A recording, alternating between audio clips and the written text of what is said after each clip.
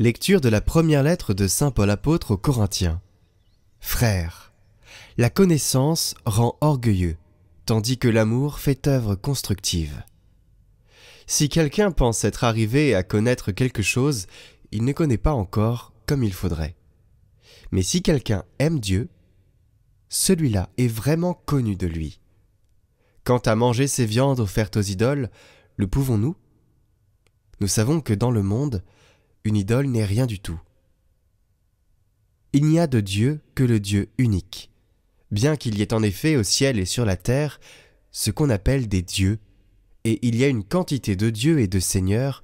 Pour nous, au contraire, il n'y a qu'un seul Dieu, le Père, de qui tout vient et vers qui nous allons, et un seul Seigneur Jésus-Christ, par qui tout vient et par qui nous vivons. Mais tout le monde n'a pas cette connaissance. Certains, habitués jusqu'ici aux idoles, croient vénérer les idoles en mangeant de cette viande, et leur conscience qui est faible s'en trouve souillée. Si l'un d'eux te voit, toi qui as cette connaissance, attablé dans le temple d'une idole, cet homme qui a la conscience faible, ne sera-t-il pas encouragé à manger de la viande offerte aux idoles ? Et la connaissance que tu as va faire périr le faible, ce frère pour qui le Christ est mort. Ainsi, en péchant contre vos frères et en blessant leur conscience qui est faible, vous péchez contre le Christ lui-même. C'est pourquoi, si une question d'aliment doit faire tomber mon frère, je ne mangerai plus jamais de viande pour ne pas faire tomber mon frère.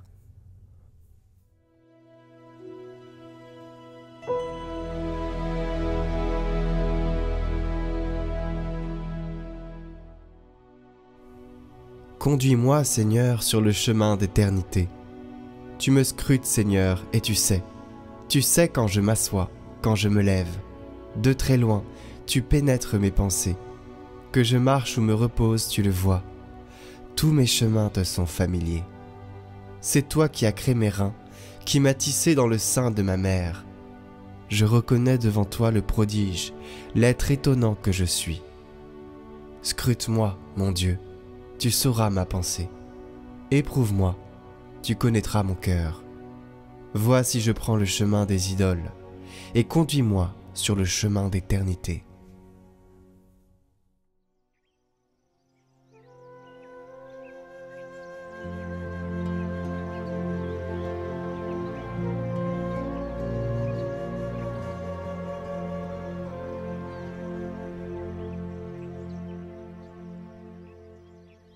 Évangile de Jésus-Christ selon saint Luc. En ce temps-là, Jésus déclarait à ses disciples : « Je vous le dis, à vous qui m'écoutez, aimez vos ennemis, faites du bien à ceux qui vous haïssent, souhaitez du bien à ceux qui vous maudissent, priez pour ceux qui vous calomnient. À celui qui te frappe sur une joue, présente l'autre joue. À celui qui te prend ton manteau, ne refuse pas ta tunique. Donne à quiconque te demande, et à qui prend ton bien, ne le réclame pas.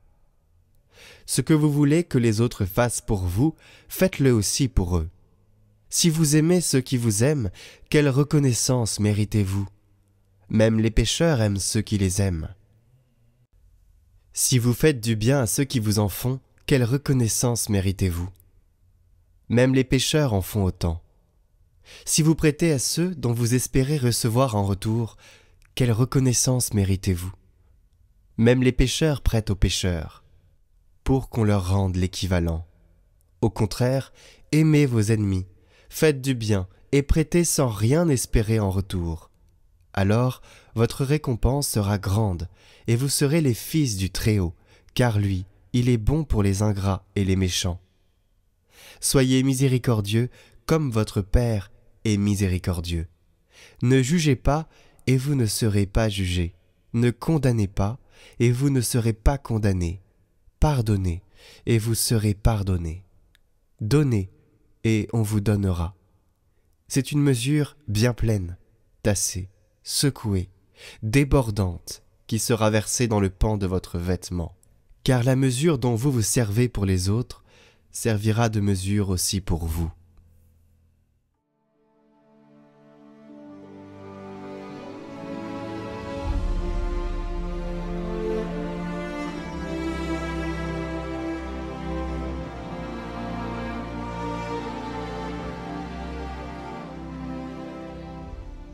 Commentaire de sainte Catherine de Sienne.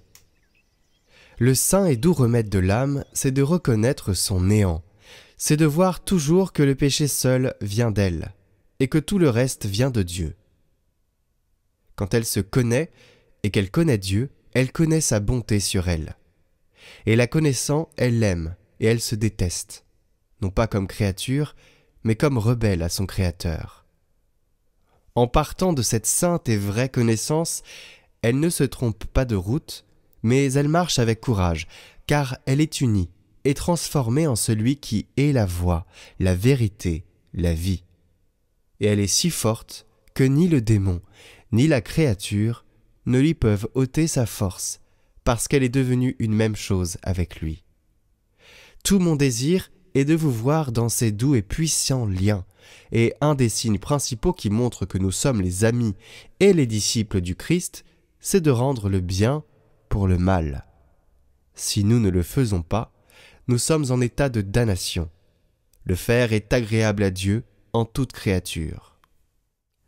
Nous devons bien considérer que l'injure que nous faisons à Dieu, qui est infinie, est plus grande que celle qui nous est faite par la créature, qui est finie. Et nous voulons cependant qu'il nous pardonne et qu'il fasse la paix avec nous. Nous désirons qu'il ne paraisse pas voir nos offenses. Nous devons faire de même pour nos ennemis. Je vous le demande et je vous en conjure de la part de Jésus crucifié. Faites-le pour l'honneur de Dieu et pour votre salut. Rendre le bien pour le mal. C'est le signe de notre véritable adhésion au Christ et à ses enseignements. Un petit éclairage aussi sur la première lecture qui peut prêter à se poser des questions. Dans cette lettre, saint Paul explique que la connaissance peut rendre orgueilleux, tandis que l'amour, plus important, construit et édifie. Donc il enseigne que, même si les chrétiens savent que les idoles ne sont rien, ils doivent éviter de faire quelque chose qui pourrait troubler la foi de ceux qui sont encore faibles dans leur compréhension, car blesser la conscience d'un frère, c'est pécher contre le Christ lui-même. Alors le catéchisme de l'Église catholique enseigne que blesser la conscience d'un frère, c'est agir d'une manière qui le pousse à faire quelque chose qu'il croit être un péché, même si cela ne l'est pas objectivement. Et cela constitue un scandale qui incite une autre personne à pécher ou à aller contre sa conscience. La conscience étant l'intime sanctuaire où l'homme rencontre Dieu, elle doit être respectée et jamais forcée.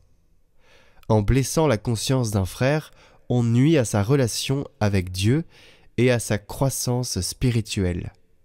Agir ainsi est donc considéré comme un péché contre la charité, car c'est manquer d'amour envers celui pour qui le Christ est mort. Mais j'ajoute une limite, car cet exercice de charité ne doit pas compromettre la vérité de l'Évangile, et donc respecter la conscience d'autrui ne doit pas nous conduire à tolérer le mal ou à renoncer à notre propre engagement envers le bien.